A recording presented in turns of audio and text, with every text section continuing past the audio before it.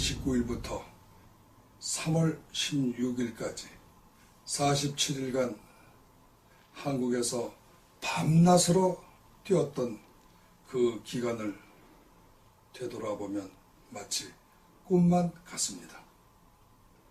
지난 3월 10일 있었던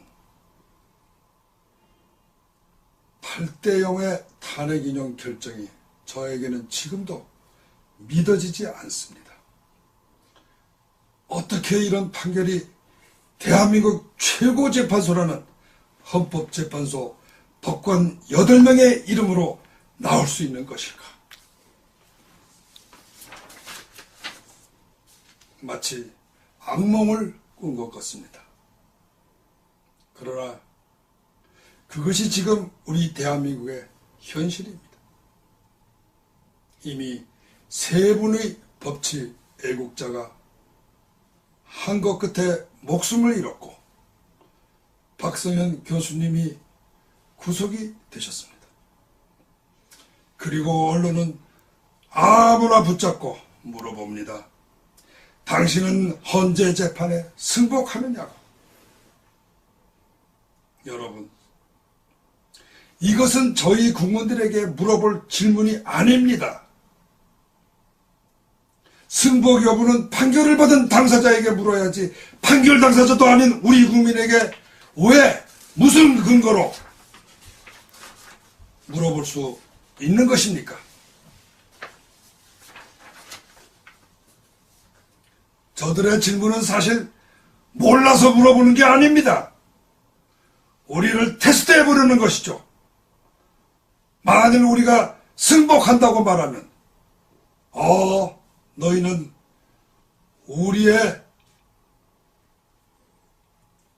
결국은 우리들에게 굴복하는구나. 잘한다. 이렇게 말할 것이고, 만일에 우리가 승복 못한다고 답변하면 저들은 옳지, 너희는 우리의 적이다. 이렇게 적과 아군을, 항복과 결전을 나누려는 군사적인 암호, 즉 군호입니다. 이것은 헌법이 보장하고 있는 사상의 자유, 표현의 자유를 침해하는 정말 반헌법적인 인권 침해로서 법률상으로는 의사표시 강요죄에 해당하는 범죄입니다. 우리 모두 이 엉터리, 쓰레기 언론들을 고발해야 된다고 저는 생각합니다. 여러분, 저는 3월 14일 삼성동 사저로 박근혜 대통령님을 찾아뵈었습니다. 사실 저는 끝내 대통령님을 지켜드리지 못한 저의 불찰과 무능을 사죄드리려고 간 것입니다.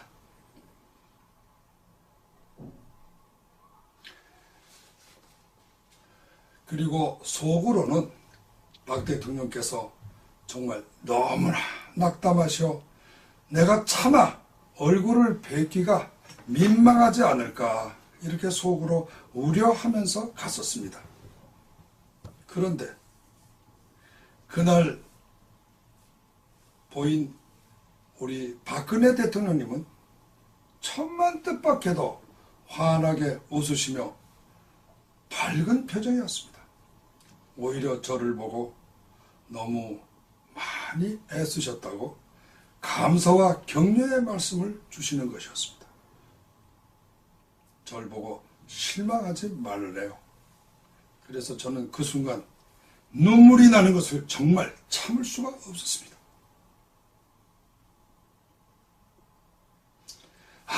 이분은 정말 어떻게 저렇게 마음이 강하실까? 인간으로서 도저히 견딜 수 없는 이 쓰라림, 괴로움을 어쩌면 저렇게 잘 이겨내실까? 이분은 정말 보기는 부드러운 여성이지만 속은 바위와 같이 어떤 남자보다도 더 강건한 분이시구나. 내가 지금까지 인간 박근혜를 정말 몰랐구나, 이런 생각이 들었습니다. 저는 박근혜 님이 대통령 박근혜직을 조금 더 미련 없이 가볍게 내려놓으시고 자신이 사저에 돌아와 오히려 편안하시다고 이렇게 말씀하시는 그분의 그 높은 인격에 저는 감동했습니다. 이것은 정말 보통 인간이 할 수 없는 일입니다. 조금 더 분노나 조금 더 미움의 감정이 얼굴에 없었습니다. 오히려 모두를 다 용서하고 포옹하시려는 그러한 커다란 넓은 바다 같은 그 마음을 제가 느꼈습니다. 한없는 존경과 애정을 한 같은 인간으로서 느끼지 않을 수가 없었습니다. 여러분, 박근혜님은 우리들의 영원한 대통령으로 우리들 마음속에 또 이 나라 역사에 남으실 겁니다. 박근혜님은 과연 이 나라 최고의 혁명화 영웅 박정희 대통령의 영예이심을 깨달았습니다. 3월 16일 저는 한국에서의 마지막 날 오전을 현충원 대통령 묘역에 가서 건국 대통령 이승만 박사님의 묘에 참배한 데 이어 박정희 대통령님의 묘역에 찾아가 참배를 하였습니다. 그리고 속으로 이렇게 말씀드렸습니다. 이 나라 민족을 2000년의 가난에서 해방시킨 위대한 대통령 박정희 대통령님, 당신은 정말 겉으론 가장 부드러우시면서 속으론 가장 강하고 역대 어느 대통령보다 가장 깨끗하고 청렴하고 또한 법치와 애국에 투철하신 너무나 훌륭한 위대한 따님을 두셨습니다. 우리 국민들은 기필코 당신의 따님을 복권시켜 드리겠습니다. 그 저는 약속했습니다. 여러분, 저와 함께 이 약속을 꼭 다짐하고 지킵시다. 제2의 건국투쟁에서 반드시 승리하여 자유민주 법치의 대한민국을 되찾아서 우리 후손들에게 물려줍시다. 저는 반드시 여러분 곁으로 곧 돌아오겠습니다. 그때까지 건강하시고 행복하세요. 사랑합니다. 나의 사랑하는 조국 대한민국 영원하리라. 여러분 사랑합니다. 존경합니다. 여러분 안녕하십니까? 이 미군의 초음속 전략 폭격기 B-1B가 어제 한반도 상공에 은밀히 출동해 모의 폭격 훈련을 실시한 것으로 확인됐습니다. 북한이 우리 군 당국보다 먼저 B-1B 출격 사실을 밝히면서 강하게 반발하고 나섰습니다. 첫 소식 김정호 기자가 보도합니다. 우리 정부 관계자는 미군의 전략 폭격기 B-1B 랜서 2대가 어제 한미연합 독수리 연습 참가를 위해 한국 상공에 출격해 모의 폭격 훈련을 실시한 후 돌아갔다고 밝혔습니다. 미군은 이런 사실을 공개하지 않았지만 북한 조선중앙통신은 B-1B가 한반도 상공에 전개된 사실을 밝히며 강력히 반발했습니다. 특히 괌에서 이륙한 B-1B 편대가 상동 사격장에서 1시간 동안 북한의 주요 대상물을 타격하는 핵폭탄 투하 연습을 감행했다며 훈련의 구체적 내용까지 밝혔습니다. 상동사격장은 군사 분계선에서 멀지 않은 강원도 영월에 있는 훈련장입니다. B1B의 한반도 출격은 북한의 5차 핵실험 직후였던 지난해 9월 이후 6개월 만입니다. 미군은 핵추진 항공모함 칼빈 스노가 부산에 입항한 직후 B1B를 한반도에 전개했습니다. 칼빈 스노의 입항은 공개했지만 공중 전략 폭격기의 출동은 은밀히 진행했습니다. 북한의 대응을 시험해 본 것으로 분석됩니다. 작전 보안상 확인해 드릴 수 있는 부분이 아닙니다. 6.25 전쟁 당시 미군의 공중 폭격으로 큰 피해를 봤던 북한은 미 전략 폭격기가 출격할 때마다 민감한 반응을 보이고 있습니다. 조선중앙통신은 적들의 군사적 망동이 위험한 수준이라며 핵으로 무자비하게 대응하겠다고 위협했습니다. MBC 뉴스 김정호입니다. B1B 전폭기는 백조를 닮은 생김새와는 달리 가공할 파괴력을 가져 죽음의 백조로 불립니다. 이 북한이 가장 두려워하는 미 공군의 전략 무기로 북한은 이 폭격기가 한반도에 전개될 때마다 핵 선제 타격 연습이라고 비난하고 있는데요. B1B 전폭기 정동욱 기자가 자세히 알아봤습니다. 대공포가 미치지 못하는 18km 상공, B1B 폭격기 랜서가 투하한 정밀 유도탄이 적 탱크 부대를 순식간에 파괴합니다. 미 공군은 하늘 위의 요새 B-52 폭격기보다 훨씬 강력한 초음속 전략 폭격기 B-1B를 지난해 8월 미 본토에서 괌으로 첫 전진 배치했습니다. 최대 시속 마하 1.2로 괌에서 평양까지 2시간 반 만에 도착할 수 있어 B-52보다 2배 가까이 빠릅니다. B-1B는 B-52와 B-2 등 미 공군의 3대 전략 폭격기 가운데 유일하게 초음속 비행이 가능해 적 전투기를 따돌리며 단독 임무를 수행할 능력을 갖췄습니다. 스텔스 기능은 물론 사거리 1000km의 공대지 미사일 24발도 탑재 가능해 제주도 상공에서 북한 지역 폭격도 가능합니다. 기체 내부에 34톤, 날개와 외부에는 27톤의 폭탄과 미사일을 장착할 수 있어 재래식 폭격만으로도 평양 전역을 초토화할 수 있습니다. 유사시에는 미사일 대신 B-52의 2배인 24발의 핵폭탄을 탑재할 수 있습니다. 평양뿐만 아니라 핵시설을 저고도로 정밀 폭격할 수 있어 북한이 두려워하는 전략 자산 중에 하나입니다. B-1B는 1998년 미국의 이라크 공습작전인 사막의 여우 작전을 시작으로 아프가니스탄, 리비아 등에서 활약하며 12,000번 넘게 출격했습니다. 북한의 핵 공격 징후가 보일 경우 북한 수뇌부와 핵심 시설, 선제 타격 임무를 수행할 가능성이 가장 높은 전략 자산입니다. MBC 뉴스 정동욱입니다. 미국이 북한의 탄도미사일을 정밀 추적할 수 있는 최신의 함정을 우리 서해에 긴급 배치한 사실도 확인됐습니다. 동창리 미사일 발사장을 면밀히 감시하려는 목적으로 보입니다. 구경근 기자의 단독 보도입니다. 미 해군의 탄도미사일 추적함 하워드 로렌젠호입니다. 단거리부터 대륙간 탄도미사일 ICBM까지 모든 미사일의 종류를 식별하고 확인할 수 있는 최신의 함정입니다. 1000km 앞을 내다볼 수 있는 강력한 레이더 2대 덕분입니다. S밴드 레이더로 중장거리 미사일의 비행 경로를 중점 추적하고 사드 레이더 체계인 X밴드 레이더로 북한 전역을 정밀 추적하면서 요격해야 할 목표물을 탐지할 수 있습니다. 지난달 부산에 입항했던 이 로렌젠호가 최근 서해로 이동해 북한 미사일 탐지 추적에 나선 것이 확인됐습니다. 평안북도 동창리 미사일 발사장을 밀착 감시하려는 의도로 보입니다.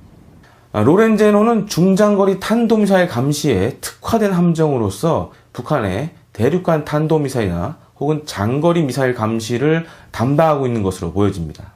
앞서 지난 6일 동창리에서 발사된 탄도미사일 4발과 지난달 12일 평북 방연비행장 일대에서 발사된 북극성 2형도 로렌젠호가 탐지했습니다.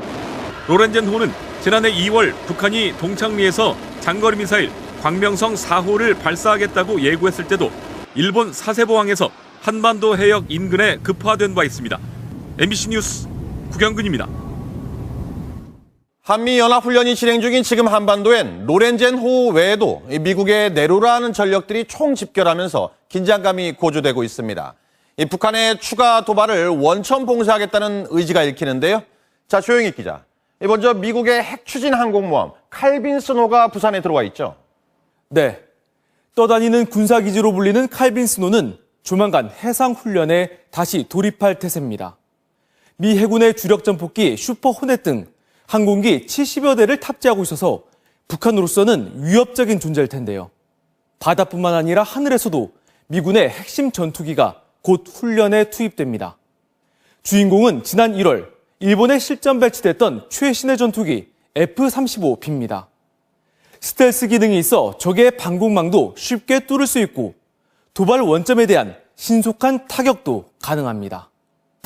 한미일 해군은 북한 미사일 탐지, 추적 훈련을 위해 한반도 인근에 이지스함도 투입했습니다.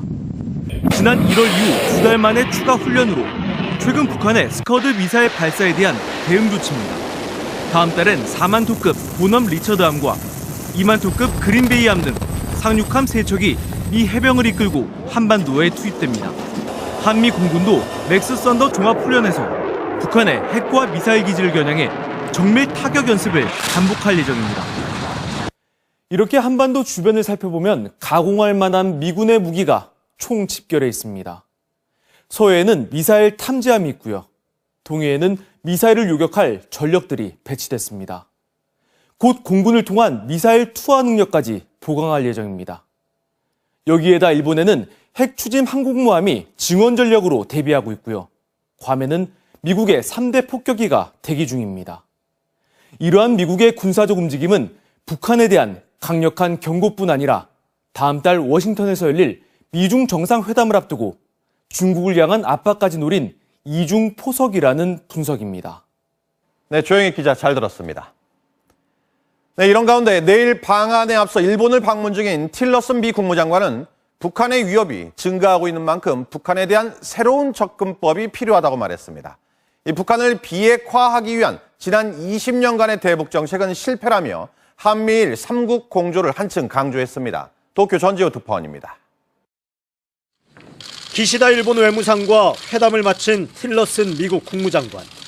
북한을 비핵화로 이끌어내기 위한 지난 20년간의 정치 외교적 노력은 실패했다고 말했습니다.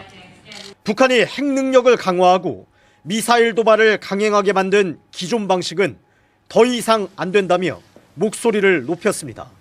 In the face of this ever-escalating threat, it is clear that a different approach is required.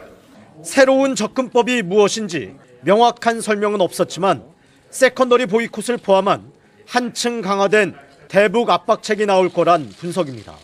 또 미일 양국은 북핵과 미사일 도발을 용인할 수 없다며 북한의 안보리 결의안 준수를 재차 촉구했습니다. 한미일이 보조를 맞춰 대북 압박을 강화하고 중국에게도 북한의 영향력을 행사하라고 요구해야 한다는 점에서 뜻을 같이 했습니다. 日米および日米韓の協力を進めていくことの重要性を確認いたしました。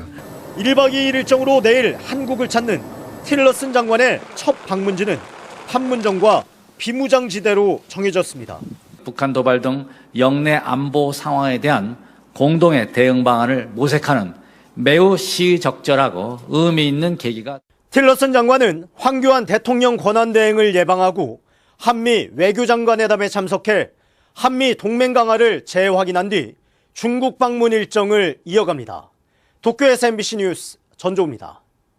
최순실 게이트를 수사 중인 검찰이 SK 전현직 최고위 임원들을 전격 소환했습니다.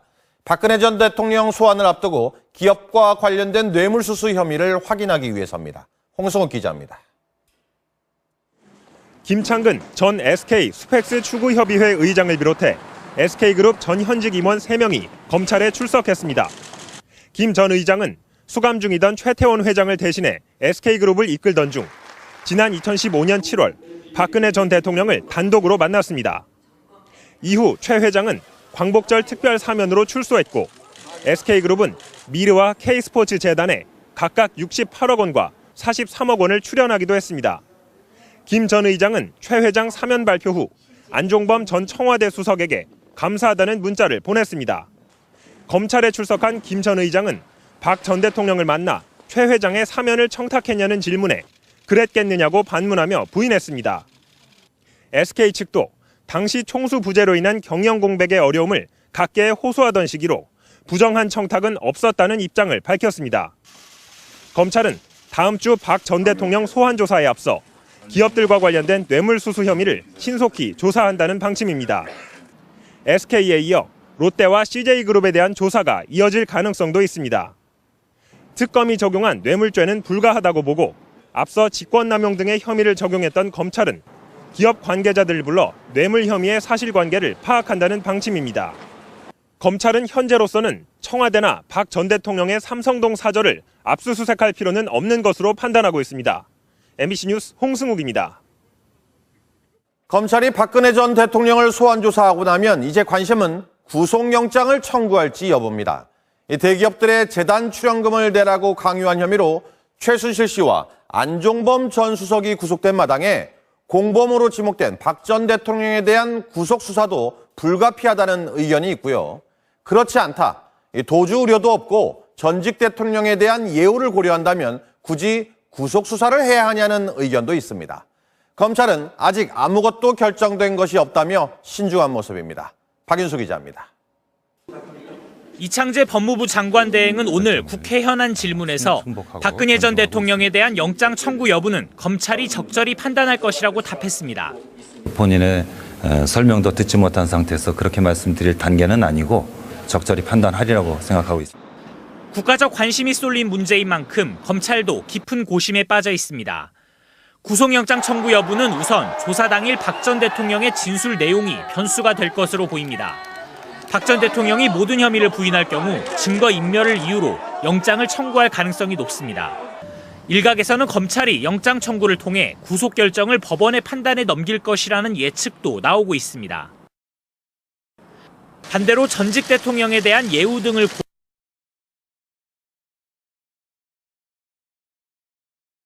그 본부가 아닌 다른 부서에서 호영태 일당의 기획폭로 의혹과 그 범행을 수사해야 한다고 생각합니다. 이 변호사는 최 씨가 검찰이 박 전 대통령을 소환 통보한 사실을 알고 있으며 참담한 일이 일어나는 데 대해 죄책감을 느끼고 있다고 전했습니다. MBC 뉴스 박윤수입니다. 경찰은 박 전 대통령의 삼성동 사저 앞 집회를 제한하기로 했습니다. 주민 피해가 적지 않다는 판단에서인데요. 이 집회 참석자들도 등하교 시간엔 집회를 자제하겠다고 밝혔습니다. 임현주 기자의 보도입니다. 박근혜 전 대통령이 돌아온 닷새 전부터 삼성동 사저 앞에는 지지자들의 발길이 이어졌습니다. 지지자들은 응원 구호를 외치면서 주민들과 마찰을 빚기도 했습니다. 인근 삼릉초등학교는 학생들의 안전을 우려해 사저와 맞붙어 있는 학교 후문을 폐쇄했고 상당수 학생들이 등굣길 불편을 겪었습니다. 학교 주변이 좀 낯선 사람들도 많고 어수선하니까 불안해서 별로 나왔어요. 수업권과 등하굣길 안전을 보장해달라는 학교 측의 요구에 경찰은 박 전 대통령 사저 앞에서의 집회를 제한하기로 했습니다. 확성기 사용을 금지하고 시위 장소도 정해진 곳을 벗어나 인도로 내려오지 못하게 하는 방안 등을 검토하고 있습니다. 기존 집회 외에 추가로 접수되는 집회는 금지하기로 했습니다. 박 전 대통령 지지자들은 앞으로 주민들에게 피해를 주는 행동을 자제하겠다는 입장입니다. 학생들의 등하교 시간에는 집회를 피하고 저녁 7시 이후에는 소리치지 않겠다고 밝혔습니다. 과도하게 규제하는 거라고 생각할 수밖에 없고요. 표현의 자유를 침해한 거라고 볼 수밖에 없습니다. 경찰은 충돌 등 만일의 상황에 대비해 사저 주변에 500여 명의 인력을 배치하고 경비 태세를 강화했습니다. MBC 뉴스 임현주입니다. 중국 당국의 사드 보복 조치가 숨고르기에 들어간 분위기지만 중국인들의 반한 정서는 좀처럼 사그라들지 않고 있습니다. 이 한국에서 불어올 역풍을 걱정하는 목소리도 나오고 있지만 단체 관광 금지 등 한 번 속도가 붙은 반한 보복 조치들은 장기화 조짐을 보이고 있습니다. 베이징 김현석 특파원입니다. 어젯밤 관영 CCTV가 소비자의 날을 맞아 방송한 고발 프로그램입니다. 당초 우려와 달리 롯데 등 한국 기업을 겨냥한 내용은 포함되지 않았습니다. 대신 미국 나이키의 과장 광고와 보상 문제, 일본 방사능 오염 지역 식품의 원산지 허위 표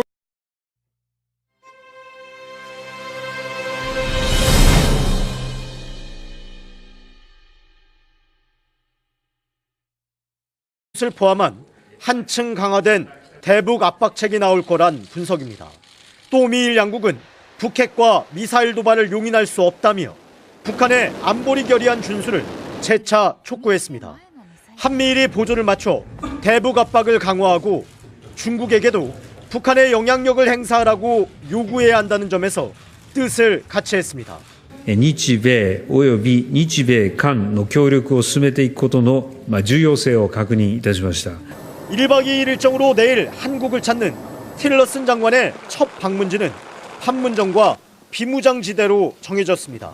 북한 도발 등 영내 안보 상황에 대한 공동의 대응 방안을 모색하는 매우 시적절하고 의미 있는 계기가 틸러슨 장관은 황교안 대통령 권한대행을 예방하고 한미 외교장관회담에 참석해 한미 동맹 강화를 재확인한 뒤 중국 방문 일정을 이어갑니다.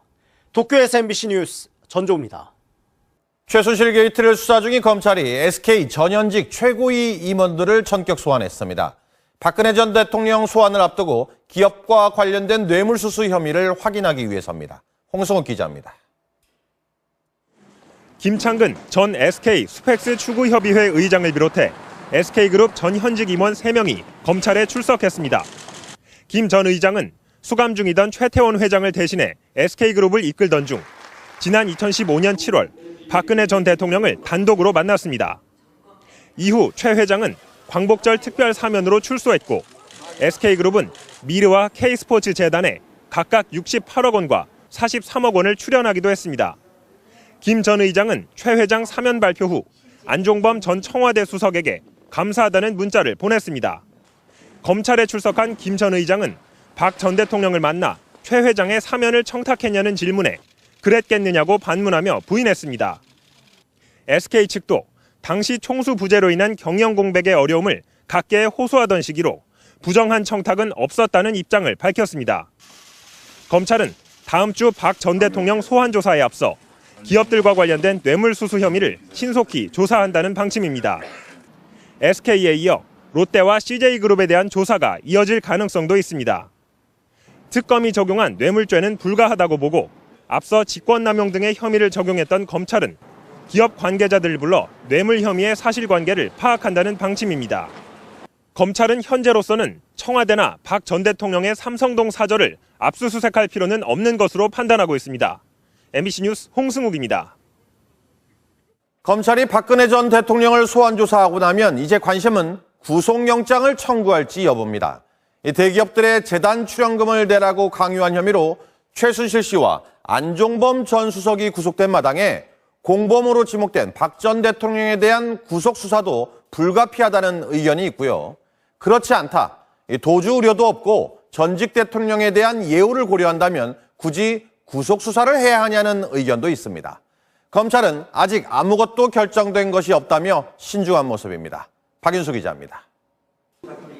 이창재 법무부 장관 대행은 오늘 국회 현안 질문에서 박근혜 전 대통령에 대한 영장 청구 여부는 검찰이 적절히 판단할 것이라고 답했습니다. 본인의 설명도 듣지 못한 상태에서 그렇게 말씀드릴 단계는 아니고 적절히 판단하리라고 생각하고 있습니다. 국가적 관심이 쏠린 문제인 만큼 검찰도 깊은 고심에 빠져 있습니다. 구속영장 청구 여부는 우선 조사 당일 박 전 대통령의 진술 내용이 변수가 될 것으로 보입니다. 박 전 대통령이 모든 혐의를 부인할 경우 증거 인멸을 이유로 영장을 청구할 가능성이 높습니다.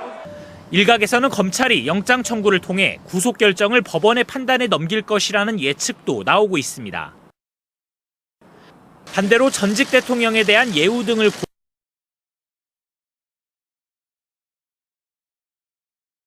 그 본부가 아닌 다른 부서에서 호영태 일당의 기획폭로 의혹과 그 범행을 우리 후손들에게 물려줍시다.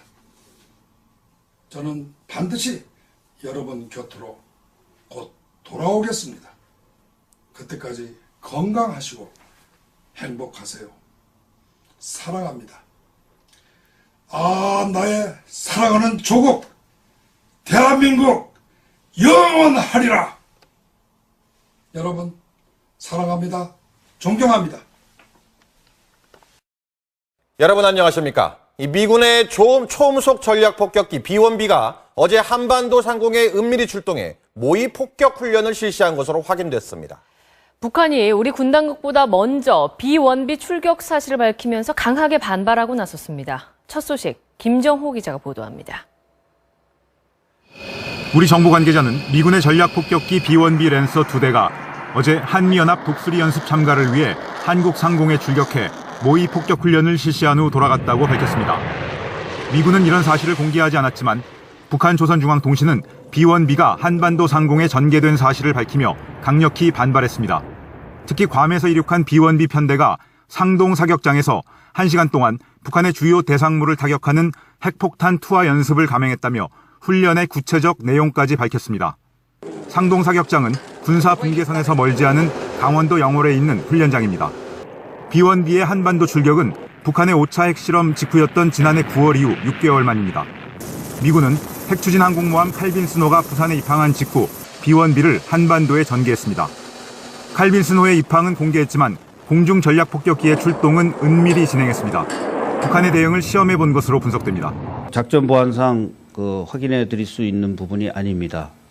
6.25 전쟁 당시 미군의 공중 폭격으로 큰 피해를 봤던 북한은 미 전략 폭격기가 출격할 때마다 민감한 반응을 보이고 있습니다. 조선중앙통신은 적들의 군사적 망동이 위험한 수준이라며 핵으로 무자비하게 대응하겠다고 위협했습니다. MBC 뉴스 김정호입니다. B-1B 전폭기는 백조를 닮은 생김새와는 달리 가공할 파괴력을 가져 죽음의 백조로 불립니다. 북한이 가장 두려워하는 미 공군의 전략 무기로 북한은 이 폭격기가 한반도에 전개될 때마다 핵 선제 타격 연습이라고 비난하고 있는데요. B-1B 전폭기 정동욱 기자가 자세히 알아봤습니다. 대공포가 미치지 못하는 18km 상공, B-1B 폭격기 랜서가 투하한 정밀 유도탄이 적 탱크 부대를 순식간에 파괴합니다. 미 공군은 하늘 위의 요새 B-52 폭격기보다 훨씬 강력한 초음속 전략 폭격기 B-1B를 지난해 8월 미 본토에서 괌으로 첫 전진 배치했습니다. 최대 시속 마하 1.2로 괌에서 평양까지 2시간 반 만에 도착할 수 있어 B-52보다 2배 가까이 빠릅니다. B-1B는 B-52와 B-2 등 미 공군의 3대 전략 폭격기 가운데 유일하게 초음속 비행이 가능해 적 전투기를 따돌리며 단독 임무를 수행할 능력을 갖췄습니다. 스텔스 기능은 물론 사거리 1000km의 공대지 미사일 24발도 탑재 가능해 제주도 상공에서 북한 지역 폭격도 가능합니다. 기체 내부에 34톤, 날개와 외부에는 27톤의 폭탄과 미사일을 장착할 수 있어 재래식 폭격만으로도 평양 전역을 초토화할 수 있습니다. 유사시에는 미사일 대신 B-52의 2배인 24발의 핵폭탄을 탑재할 수 있습니다. 평양뿐만 아니라 핵시설을 저고도로 정밀 폭격할 수 있어 북한이 두려워하는 전략 자산 중에 하나입니다. B-1B는 1998년 미국의 이라크 공습작전인 사막의 여우 작전을 시작으로 아프가니스탄, 리비아 등에서 활약하며 12,000번 넘게 출격했습니다. 북한의 핵 공격 징후가 보일 경우 북한 수뇌부와 핵심 시설, 선제 타격 임무를 수행할 가능성이 가장 높은 전략 자산입니다. MBC 뉴스 정동욱입니다. 미국이 북한의 탄도미사일을 정밀 추적할 수 있는 최신의 함정을 우리 서해에 긴급 배치한 사실도 확인됐습니다. 동창리 미사일 발사장을 면밀히 감시하려는 목적으로 보입니다. 구경근 기자의 단독 보도입니다. 미 해군의 탄도미사일 추적함 하워드 를 주시는 것이었습니다. 저를 보고 실망하지 말래요. 그래서 저는 그 순간 눈물이 나는 것을 정말 참을 수가 없었습니다.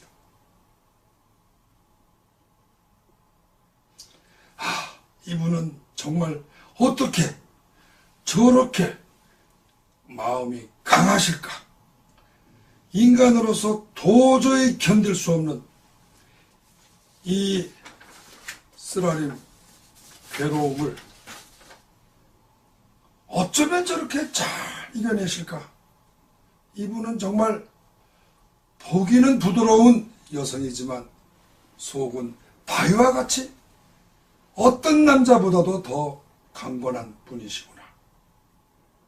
내가 지금까지 인간 박근혜를 정말 몰랐구나. 이런 생각이 들었습니다. 저는 박근혜 님이 대통령 박근혜직을 조금 더 미련 없이 가볍게 내려놓으시고 자신이 사저에 돌아와 오히려 편안한 수다고 이렇게 말씀하시는 그분의 그 높은 인격에 저는 감동했습니다. 이것은 정말 보통 인간이 할 수 없는 일입니다. 조금 더 분노나 조금 더 미움의 감정이 얼굴에 없었습니다. 오히려 모두를 다 용서하고 포용하시려는 그러한 커다란 넓은 바다 같은 그 마음을 제가 느꼈습니다. 한없는 존경과 애정을 한 같은 인간으로서 느끼지 않을 수가 없었습니다. 여러분, 박근혜님은 우리들의 영원한 대통령으로 우리들 마음속에 또 이 나라 역사에 남으실 겁니다. 박근혜님은 과연 이 나라 최고의 혁명가 영웅 박정희 대통령의 영예이심을 깨달았습니다. 3월 16일 저는 한국에서의 마지막 날 오전을 현충원 대통령 묘역에 가서 건국 대통령 이승만 박사님의 묘에 참배한 데 이어 박정희 대통령님의 묘역에 찾아가 참배를 하였습니다. 그리고 속으로 이렇게 말씀드렸습니다. 이 나라 민족을 2000년의 가난에서 해방시킨 위대한 대통령 박정희 대통령님, 당신은 정말 겉으로는 가장 부드러우시면서 속으로는 가장 강하고 역대 어느 대통령보다 가장 깨끗하고 청렴하고 또한 법치와 애국에 투철하신 너무나 훌륭한 위대한 따님을 두셨습니다. 우리 국민들은 기필코 당신의 따님을 복권시켜 드리겠습니다. 그 저는 약속했습니다. 여러분, 저와 함께 이 약속을 꼭 다짐하고 지킵시다. 제2의 건국투쟁에서 반드시 승리하여 자유민주 법치의 대한민국을 되찾아서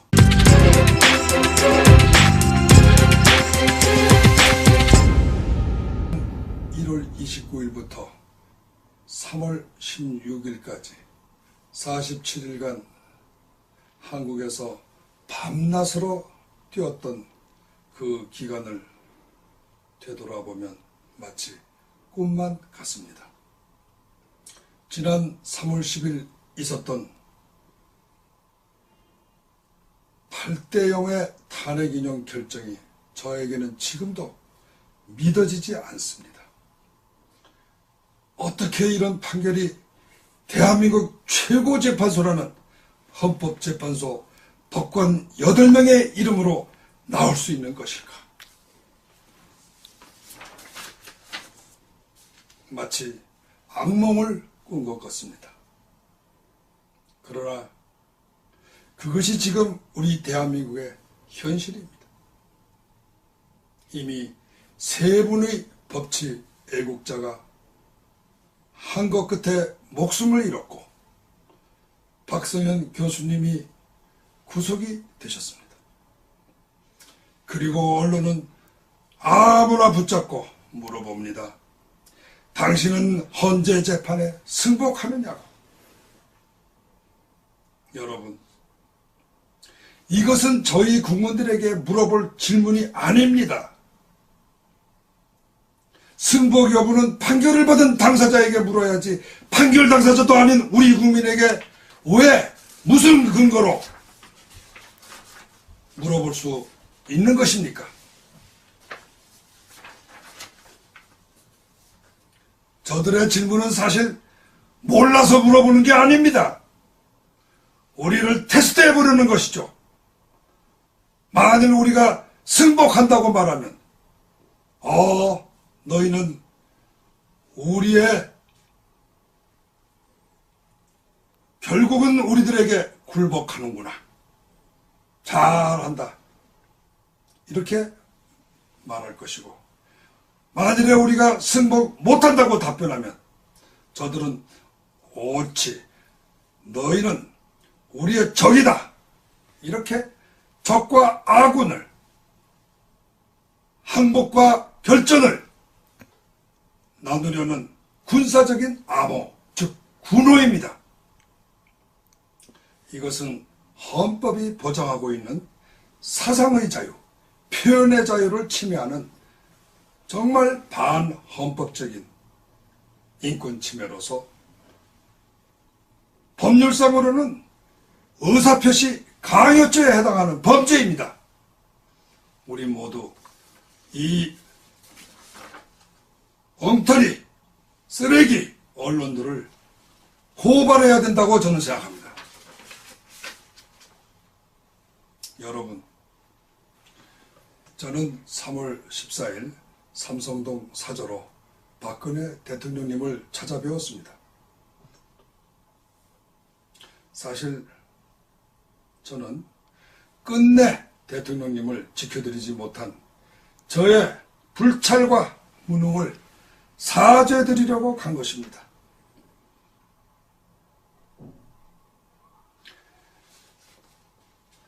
그리고 속으로는 박 대통령께서 정말 너무나 낙담하시어 내가 차마 얼굴을 뵙기가 민망하지 않을까 이렇게 속으로 우려하면서 갔었습니다.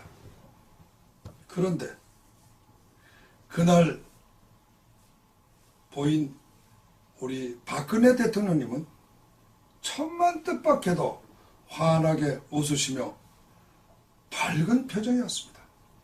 오히려 저를 보고 너무 많이 애쓰셨다고 감사와 격려의 말씀. 로렌젠호입니다. 단거리부터 대륙간 탄도미사일 ICBM까지 모든 미사일의 종류를 식별하고 확인할 수 있는 최신의 함정입니다. 1000km 앞을 내다볼 수 있는 강력한 레이더 2대 덕분입니다. S밴드 레이더로 중장거리 미사일의 비행 경로를 중점 추적하고 사드 레이더 체계인 X밴드 레이더로 북한 전역을 정밀 추적하면서 요격해야 할 목표물을 탐지할 수 있습니다. 지난달 부산에 입항했던 이 로렌젠호가 최근 서해로 이동해 북한 미사일 탐지 추적에 나선 것이 확인됐습니다. 평안북도 동창리 미사일 발사장을 밀착 감시하려는 의도로 보입니다. 로렌젠호는 중장거리 탄도미사일 감시에 특화된 함정으로서 북한의 대륙간 탄도미사일이나 혹은 장거리 미사일 감시를 담당하고 있는 것으로 보여집니다. 앞서 지난 6일 동창리에서 발사된 탄도미사일 4발과 지난달 12일 평북 방연비행장 일대에서 발사된 북극성 2형도 로렌젠호가 탐지했습니다. 로렌젠호는 지난해 2월 북한이 동창리에서 장거리 미사일 광명성 4호를 발사하겠다고 예고했을 때도 일본 사세보항에서 한반도 해역 인근에 급파된 바 있습니다. MBC 뉴스 구경근입니다. 한미연합훈련이 진행 중인 지금 한반도엔 로렌젠호 외에도 미국의 네로라는 전력들이 총집결하면서 긴장감이 고조되고 있습니다. 북한의 추가 도발을 원천 봉쇄하겠다는 의지가 읽히는데요. 자, 조영익 기자. 먼저 미국의 핵 추진 항공모함 칼빈스노가 부산에 들어와 있죠. 네. 떠다니는 군사기지로 불리는 칼빈스노는 조만간 해상훈련에 다시 돌입할 태세입니다. 미 해군의 주력 전폭기 슈퍼 호넷 등 항공기 70여 대를 탑재하고 있어서 북한으로서는 위협적인 존재일 텐데요. 바다뿐만 아니라 하늘에서도 미군의 핵심 전투기가 곧 훈련에 투입됩니다. 주인공은 지난 1월 일본에 실전 배치됐던 최신의 전투기 F-35B입니다. 스텔스 기능이 있어 적의 방공망도 쉽게 뚫을 수 있고 도발 원점에 대한 신속한 타격도 가능합니다. 한미일 해군은 북한 미사일 탐지, 추적 훈련을 위해 한반도 인근에 이지스함도 투입했습니다. 지난 1월 이후 2달 만의 추가 훈련으로 최근 북한의 스커드 미사일 발사에 대한 대응 조치입니다. 다음 달엔 4만 톤급 보넘 리처드함과 2만 톤급 그린베이함 등 상륙함 3척이 미 해병을 이끌고 한반도에 투입됩니다. 한미 공군도 맥스 썬더 종합훈련에서 북한의 핵과 미사일 기지를 겨냥해 정밀 타격 연습을 반복할 예정입니다. 이렇게 한반도 주변을 살펴보면 가공할 만한 미군의 무기가 총 집결해 있습니다. 서해에는 미사일 탐지함이 있고요. 동해에는 미사일을 요격할 전력들이 배치됐습니다. 곧 공군을 통한 미사일 투하 능력까지 보강할 예정입니다. 여기에다 일본에는 핵 추진 항공모함이 증원 전력으로 대비하고 있고요. 괌에는 미국의 3대 폭격기가 대기 중입니다. 이러한 미국의 군사적 움직임은 북한에 대한 강력한 경고뿐 아니라 다음 달 워싱턴에서 열릴 미중 정상회담을 앞두고 중국을 향한 압박까지 노린 이중 포석이라는 분석입니다. 네, 조영익 기자 잘 들었습니다. 네, 이런 가운데 내일 방한에 앞서 일본을 방문 중인 틸러슨 미 국무장관은 북한의 위협이 증가하고 있는 만큼 북한에 대한 새로운 접근법이 필요하다고 말했습니다. 이 북한을 비핵화하기 위한 지난 20년간의 대북 정책은 실패라며 한미일 3국 공조를 한층 강조했습니다. 도쿄 전지호 특파원입니다. 기시다 일본 외무상과 회담을 마친 틸러슨 미국 국무장관. 북한을 비핵화로 이끌어내기 위한 지난 20년간의 정치 외교적 노력은 실패했다고 말했습니다. 북한이 핵 능력을 강화하고 미사일 도발을 강행하게 만든 기존 방식은 더 이상 안 된다며 목소리를 높였습니다. In the face of this ever-escalating threat, it is clear that a different approach is required. 새로운 접근법이 무엇인지 명확한 설명은 없었지만 세컨더리 보이콧